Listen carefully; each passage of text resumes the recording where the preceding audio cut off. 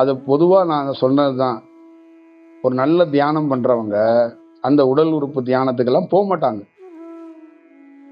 புரியுதுங்களா? ஏன் போக மாட்டாங்கன்னு சொல்லுங்க. தெரியல.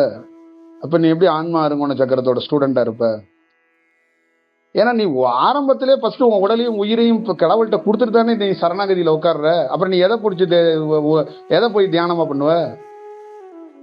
நீ தான் எல்லாத்தையும் இறைவன்கிட்ட கொடுத்துட்டல்ல.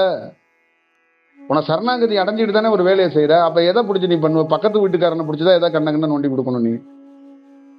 புரியுதா? சரணாகதி அடைகிறவனுக்கு, உண்மையா தியானம் பண்றவனுக்கு தன்னை கொடுக்கணும். புரியுதா? இப்போ ஒருத்தருங்க இருக்க உயிருக்கு போராடுறாரு, நான் என்ன பண்ணுவேன்?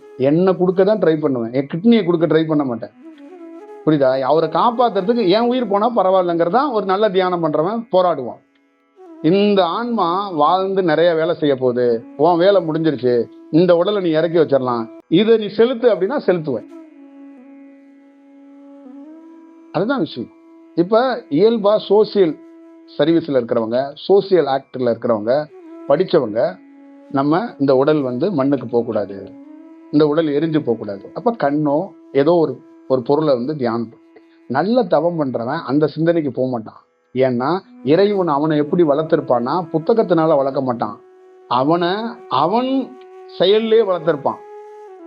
புரியுதுங்களா? அவன் செயல்லே வளர்த்திருப்பான்.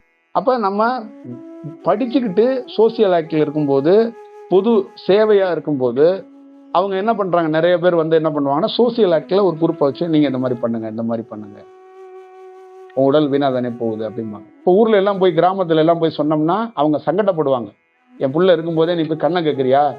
அதுன்னா அவங்களுக்கு சாவு, கண்ணு கேட்கறது, பொருள் கேட்கறதுலாம் நெகட்டிவா நினைப்பாங்க.